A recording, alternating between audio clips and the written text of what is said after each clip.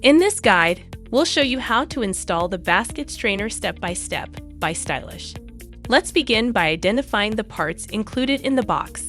Tail pipe, outer basket, strainer body, tail pipe nut, tail pipe gasket, rubber gasket, basket nut, and foam gasket. Take the strainer body and insert it through the 3.5 inches hole in the kitchen sink from above. From underneath the sink, align the exterior part of the strainer body along with its gasket into place. Once the body and gasket are in place, fasten the mounting nut to lock the strainer. Use a channel lock wrench to tighten it securely if needed.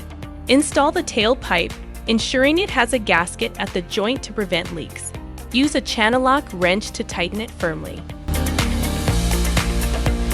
The tail pipe connects to the trap adapter. These parts are not included as they are part of your home's existing plumbing system. Place the strainer basket inside the body, and that's it. You've now successfully installed the basket strainer.